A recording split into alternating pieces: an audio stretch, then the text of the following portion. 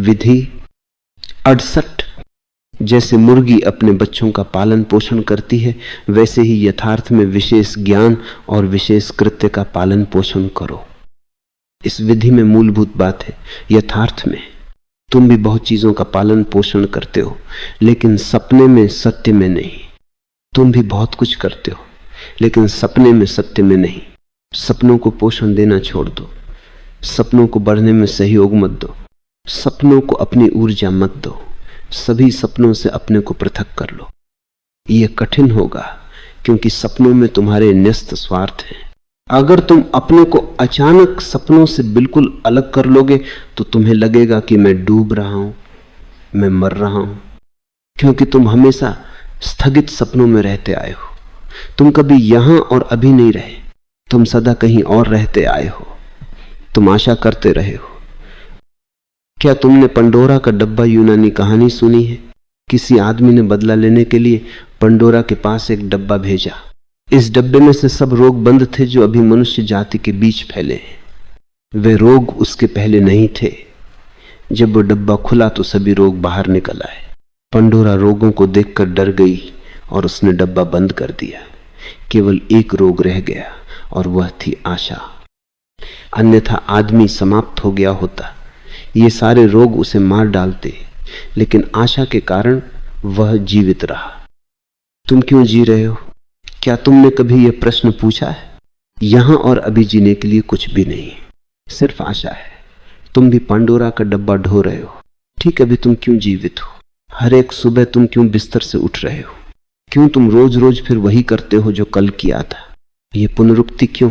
कारण क्या है? मनुष्य आशा में जीता है, लेकिन ये जीवन नहीं है, अपने को ढोए चला जाता है। जब तक तुम यहां और अभी नहीं जीते हो, तुम जीवन नहीं हो। तुम एक मृत बोझ हो और वो कल तो कभी आने वाला नहीं है। जब तुम्हारी सब आशाएं पूरी हो जाएंगी और जब मृत्यु आएगी तो तुम्हें पता चलेगा कि अब कोई कल नहीं और अब स्थगित करने का भी उपाय नहीं। तब तुम्हारा भ्रम टूटेगा। तब तुम्हें लगेगा कि यह धोखा था, लेकिन किसी दूसरे ने तुम्हें धोखा नहीं दिया। अपनी दुर्गति के लिए तुम स्वयं जिम्मेदार हो। एक ऐसी जारी तुम स्वयं में धोखा नहीं दिया। इस क्षण में वर्तमान में जीने की चेष्टा करो और आशाएं मत पालो, चाहे वे किसी भी ढंग की हो। वे लौकिक हो सकती हैं, पारलौकिक हो सकती हैं, इससे कुछ फर्क नहीं पड़ता है। वे धार्मिक हो सकती हैं, किसी भविष्य में, किसी दूसरे लोक में, स्वर्ग में, मृत्यु के बाद निर्वाण में, लेकिन इससे कोई फर्क नहीं पड़ता। तुम कोई आशा मत करो। यदि तुम्हें थोड़ी निराशा भी अनुभव हो तो भी यही रहो यहां और इसी क्षण से मत हटो। हटो ही मत। दुख सह लो, लेकिन आशा को मत प्रवेश करने दो। आशा के द्वारा स्वप्न प्रवेश करते हैं। निराश रहो। अगर जीवन में निराशा है तो निराश रहो, निराशा को स्वीकार करो, लेकिन भविष्य में होने वाली किसी घटना का सहारा मत लो और तब अचानक बदलाहट होगी। जब तुम वर्तमान में ठहर जाते हो तो सपने भी ठहर जाते हैं। तब वे नहीं उठ सकते क्योंकि उनका स्रोत ही बंद हो जाता है। सपने उठते हैं क्योंकि तुम उन्हें सहयोग देते हो, तुम उन्हें पोषण देते हो। सहयोग मत दो, पोषण मत दो। ये सूत्र कहता है विशेष ज्ञान का पालन पोषण करो। विशेष ज्ञान क्या है? तुम भी पोषण देते हो, लेकिन तुम विशेष सिद्धांतों को पोषण देते हो, ज्ञान को नहीं। तुम विशेष शास्त्रों को पोषण देते हो, ज्ञान को नहीं। तुम विशेष मतवादों को, दर्शन शास्त्रों को, विचार पद्धतियों को पोषण देते हो, लेकिन विशेष ज्ञान को कभी पोषण नहीं देते। यह सूत्र कहता है कि उन्हें हटाओ, दूर करो। शास्त्र और सिद्धांत किसी काम के नहीं। अपना अनुभव प्राप्त करो जो प्रामाणिक हो। अपना ही ज्ञान हासिल करो और उसे पोषण दो, कितना भी छोटा हो। प्रामाणिक अनुभव असली बात है। तुम उस पर अपने जीवन को आधार रख सकते हो, वे जैसे भी हों, जो भी हो। सदा प्रामाणिक अनुभवों की चिंता लो जो तुमने स्वयं जाने। तुम बहुत कुछ जानते हो, लेकिन तुम्हारा सब जानना उधार है। किसी से तुमने सुना है, किसी ने तुम्हें दिया है। शिक्षकों ने, माँ बाप ने, समाज ने तुम्हें संस्कारित किया है। तुम ईश्वर के बारे में जानते हो, तुम प्रेम के बारे में जानते हो, तुम ध्यान को जानते हो, लेकिन तुम यथार्थतः कुछ भी नहीं जानते। तुमने इनमें से किसी का स्वाद नहीं लिया है। ये सब उद्धार है। किसी दूसरे ने स्वाद लिया है, स्वाद तुम्हारा निजी नहीं है। किसी दूसरे ने देखा है, तुम्हारी भी आंखें हैं, लेकिन तुमने उनका उपयोग नहीं किया है। किसी ने अनुभव किया, किसी बुद्ध ने, किसी जीसस ने, और तुम उनका ज्ञान उधार लिए बैठे हो। उधार ज्ञान झूठा है और वह तुम्हारे काम का नहीं है। उधार ज्ञान अज्ञान से भी खतरनाक है, क्योंकि अज्ञान तुम्हारा है और ज्ञान उद्धार है। इससे तो अज्ञानी रहना बेहतर है। कम से कम तुम्हारा तो है, प्रामाणिक तो है, सच्चा है, ईमानदार है। उधार ज्ञान मत ढो, अन्यथा तुम भूल जाओगे कि तुम अज्ञानी हो और तुम अज्ञानी के अज्ञानी बने रहोगे। यह सूत्र कहता है विशेष ज्ञान का पालन पोषण करो। सदा ही जानने की कोशिश इस ढंग से करो कि वह सीधा हो, सच हो, प्रत्यक्ष हो। कोई विश्वास मत पकड़ो, विश्वास तुम्हें भटका देगा। अपने पर भरोसा करो, श्रद्धा करो। और अगर तुम अपने पर ही श्रद्धा नहीं कर सकते तो किसी दूसरे पर कैसे श्रद्धा कर सकते हो? सारे पुत्र बुद्ध के पास आया और उसने कहा, मैं आप में विश्वास करने के लिए आया हूं, मैं आ गया हूं, मुझे आप में श्रद्धा हो, इसमें मेरी सहायता करें। बुद्ध ने कहा, अगर तुम्हें स्वयं में श्रद्धा नहीं है तो मुझ में श्रद्धा कैसे करोगे? मुझे भूल जाओ, पहले स्वयं में श्रद्धा करो, तो ही तुम्हें किसी दूसरे में श्रद्धा होगी। ये स्मरण रहे।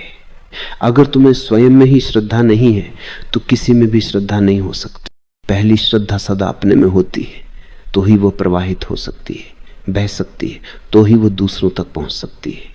लेकिन अगर तुम कुछ जानते ही नहीं हो तो अपने में श्रद्धा कैसे करोगे? अगर तुम्हें कोई अनुभव ही नहीं है तो स्वयं में श्रद्धा कैसे होगी? अपने में श्रद्धा करो और मत सोचो कि हम परमात्मा को ही दूसरों की आंखों से देखते हैं। साधारण अनुभवों में भी यही होता है। कोशिश करो कि साधारण अनुभव भी तुम्हारे अपने अनुभव हों। वे तुम्हारे विकास में सहयोगी होंगे, वे तुम्हें प्रौढ़ बनाएंगे, वे तुम्हें परिपक्वता देंगे। बड़ी अजीब बात है कि तुम दूसरों की आंख से देखते हो, तुम दूसरों की जिंदगी से जीते हो, तुम गुलाब को सुंदर कहते हो। क्या यह सच में ही तुम्हारा भाव है, या तुमने दूसरों से सुन रखा है कि गुलाब सुंदर होता है? क्या यह तुम्हारा जानना है? क्या तुमने जाना है? तुम कहते हो कि चांदनी अच्छी है, सुंदर है। क्या यह तुम्हारा जानना है? ये कवि इसके गीत गाते रहे और तुम बस उन्हें दोहरा रहे हो। अगर तुम तोते जैसे दोहरा रहे हो तो तुम अपना जीवन प्रामाणिक रूप से नहीं जी सकते। जब भी तुम कुछ कहो, जब भी तुम कुछ करो, तो पहले अपने भीतर जांच कर लो कि क्या ये मेरा अपना जानना है, मेरा अपना अनुभव है। उस सबको बाहर फेंक दो जो तुम्हारा नहीं है, वो कचरा है, और सिर्फ उसको ही मूल्य दो, पोषण दो जो तुम्हारा है। उसी के द्वारा तुम्हारा विकास होगा। जब भी तुम कुछ करो तो सदा निरीक्षण करो कि ये मेरे माध्यम से मेरे पिता कर रहे हैं या मैं कर रहा हूं। जब तुम्हें क्रोध आए तो ध्यान दो कि ये मेरा क्रोध है, या इसी ढंग से मेरे पिता क्रोध किया करते थे जिससे मैं दोहरा भर रहा हूं। मैंने देखा है कि पीढ़ी दर पीढ़ी वही सिलसिला चलता रहता है, पुराने ढंग ढांचे दोहराते रहते हैं। अगर तुम विवाह करते हो तो वो विवाह करीब करीब वैसा ही होगा जैसा तुम्हारे माँ बाप ने किया था। तुम अपने पिता की भांति व्यवहार करोगे, तुम्हारी पत्नी अपनी माँ की भांति व्यवहार करेगी, और दोनों मिलकर वही सब उपद्रव करोगे जो उन्होंने किया था। जब क्रोध आए तो गौर से देखो कि मैं क्रोध कर रहा हूं या कि कोई दूसरा व्यक्ति कर रहा है। जब तुम प्रेम करो तो याद रखो तुम ही प्रेम कर रहे हो या कोई और। जब तुम कुछ बोलो तो देखो कि मैं बोल रहा हूं या मेरा शिक्षक बोल रहा है। जब तुम कोई भाव भंगिमा बनाओ तो देखो कि ये तुम्हारी भंगिमा है या कोई दूसरा ही वहां है। ये कठिन होगा, लेकिन यही साधना है, यही आध्यात्मिक साधना है। और सारे झूठों को विदा करो। थोड़े समय के लिए तुम्हें सुस्ती पकड़ेगी, उदासी घेरेगी, क्योंकि तुम्हारे झूठ गिर जाएंगे और सत्य को आने में और प्रतिष्ठित होने में थोड़ा समय लगेगा। अंतराल का एक समय होगा, उस समय को भी आने दो। भयभीत मत हो, आतंकित मत हो। देर अबेर तुम्हारे मुखौटे गिर जाएंगे, तुम्हारा झूठा व्यक्तित्व विलीन हो जाएगा और उसकी जगह तुम्हारा असली चेहरा, तुम्हारा प्रामाणिक व्यक्तित्व अस्तित्व में आएगा, प्रकट होगा। और उसी प्रामाणिक व्यक्तित्व से तुम ईश्वर का साक्षात्कार कर सकते हो। इसलिए ये सूत्र कहता है, जैसे मुर्गी अपने बच्चों का पालन पोषण करती है, वैसे ही यथार्थ में विशेष ज्ञान और विशेष कृत्य का पालन पोषण करो।